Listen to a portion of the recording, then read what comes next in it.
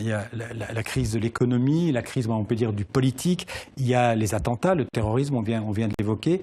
Vous diriez que la France est traumatisée aujourd'hui, qu'elle est dans une sorte d'état quasi dépressif? Je pense que le mot dépression, je ne l'emploie pas pour la France. On peut très bien être dans des conditions matérielles extraordinaires et être dépressif. Et à l'inverse, je connais beaucoup de pauvres et de peuples pauvres qui ne sont pas dépressifs du tout. Alors on fait une corrélation bizarre que j'essaye de ne pas faire entre bien-être matériel et bonheur ou malheur.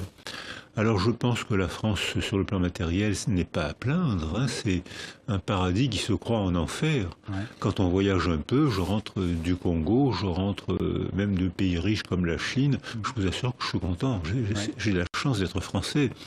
Enfin, quand on entend les discussions dans les bistrots, il suffit d'écouter ce qui se dit en France aujourd'hui, on voit bien que le climat est plutôt à la morosité générale. Voilà, moi j'appellerais ça plutôt amertume, acrimonie, mais pas dépression.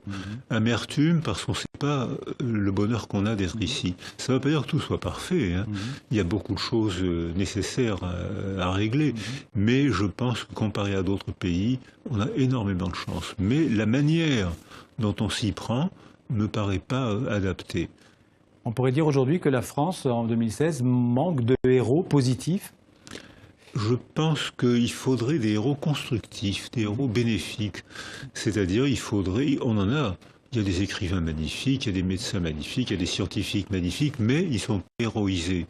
C'est-à-dire qu'il y a des gens qui font des choses magnifiques dans la réalité, et si on n'en parle pas, eh ben on ne le sait pas, ils ne sont pas héroïsés. Germaine Tillion a fait une grande résistante, elle a fait des choses magnifiques pendant la guerre, elle n'en a pas parlé. C'est le